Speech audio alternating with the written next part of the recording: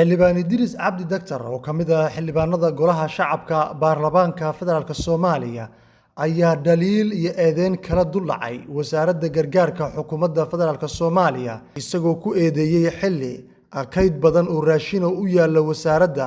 dad fara badani ay u dhimanayaan macluul gaajo iyo abaaro ka soo wajahay fatahaadaha ku dhuftay qaar ka mid ah gobollada dalka Soomaaliya 1200 god oo maxaa la leeyahay roobkaas oo weyn oo ku dhacay meeshaas iyo daadkaas inay maxaa la leeyahay baabi'isay kaydkii ay dadkaas ay haysteen waxa loo baahan yahay markaan wasaaradda gargaarka inay maxaa la leeyahay dadkaas u qoondayso dadkii qaar ka mid ah waxay imaadeen magaalooyinka imaadeen oo la tagi karo waxa waaye hadda afgooyadana tan waxa dadkii waxa oo fatahaada ay waxyeeleysay dawladdii ay tagi weysan tahay ayadoo ay awoodi karto ciidan xoog lan ay haysato ay dadkii ay wax gaarsiin karto aysan tagi karin marka waxay ku leeyihiin anigu waa la kulmay wasiirku waa la kulmay wuxuu yiri hatta dhibaato waxaan laga haystay logistikada waxa waaye logistikadii bulshada fulin kartaa waxa waaye dadka hadda u gurmaday bardaale iyo beledweyne u gurmaday waxa waaye dad ganacsato u badnaayeen ganacsatada intii la xiriira waxa la leeyahay dadkan dhibaatada hadii dhaqaalihii aysan dawladii markaas awoodin aysan logistik ahaan ay geyn karin hatta diyaarad aysan ku geyn karin waxa waaye qarashkaas aysan haysanin waxa la rabaa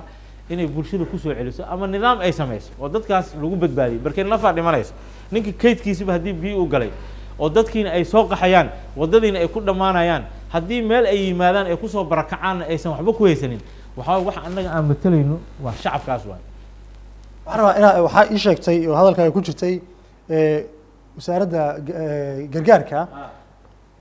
deeqdina way taalaa dadkina waa baahan yihiin inay deeqda taalasay ku xaqiijisay aniga waxaan la kulmay markaan dhibaatadaas aan maqlay waxyaalo ay soo gaartay dadka kaydkoodii oo raashinka meel ugu jiray godadkii ay biyo galeen waxaan u sheegay wasiirka oo gargaarkaan u sheegay anaaba warsadayba waxaan dhahay hataa anaa bixinayaan dhahay diyaaradda inta ka qaadaysa qasax dheer geynayso dadkaas markaas eeridaas xabal balbaalay u furow degan oo ku soo barakacay qasax dheer waa la gaarsiin karaa diisoor waa la gaarsiin karaa waajid saas oo kale dadaa ku soo qaxay bakool waxa waaye 5 degmo waaye tiyaglo iyo rabdhuura 2 degmo dhanaa kor saaran waa la gaarsiin karaa raashinkii waxa waa diyaaradaha la qaadan karaa waxa la adeegsan karaa waxyaalo badan la adeegsan karaa ganacsatada la adeegsan karaa raashinkii inta la siiyay xagga ka bixin karaan marka in kaydkii inta lagu haayo ma kulankii ugu dambeeyay ee golaha shacabka baarlamaanka federaalka Soomaaliya ayaa dooda lagu daray fatahaadaha ka soo cusboonaaday qaybo ka mid ah deegaanada koonfur galbeed gaar ahaan gobolka Shabeellada Hoose iyo meelo kale oo badan kuwaasi oo webigu Shabeelle saameyn xoogan ku sameeyay Abdulcaziz Riili Somali Cable magaalada Muqdisho.